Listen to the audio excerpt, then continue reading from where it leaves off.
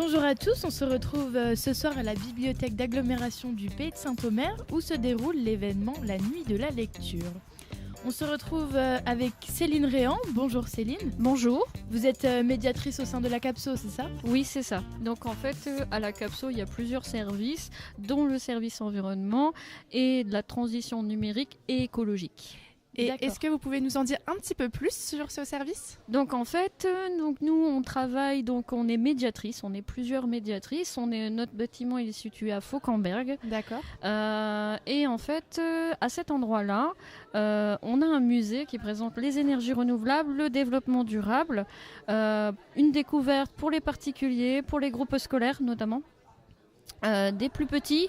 Donc vraiment de la maternelle jusqu'au lycée professionnel, même les universités et aussi des publics adultes. Alors adultes aussi, adultes handicapés, les IME. Et notre but, c'est de présenter le développement durable et les énergies renouvelables. On était une association de 2011 jusqu'en mai 2018.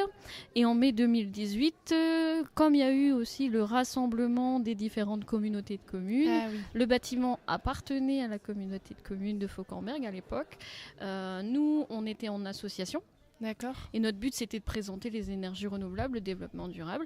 Et comme notre association fonctionnait en délégation de services publics, la délégation de service public prenait fin en mai 2018 et donc du coup la CAPSO a décidé de créer vraiment un pôle assez fort en termes d'environnement et donc du coup d'intégrer Enerlia dans ce service-là.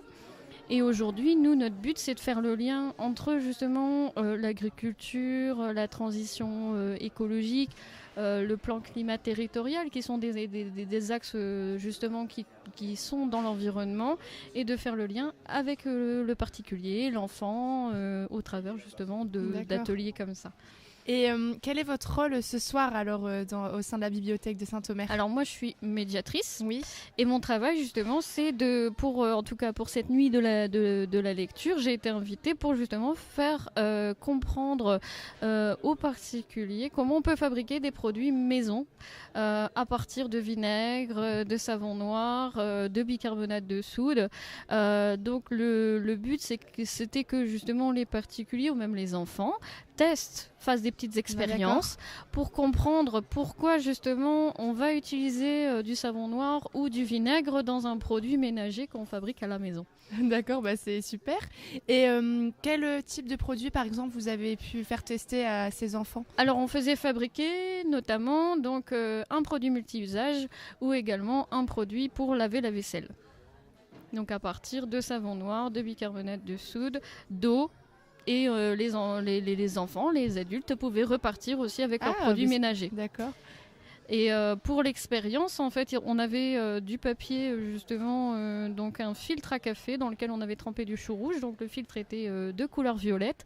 Et en fonction de l'acidité ou le côté basique de la solution, le papier réagissait différemment. Et comme ça permettait de savoir pourquoi, justement, le vinaigre blanc, par exemple, est détartrant. Pourquoi ? Parce qu'il est acide.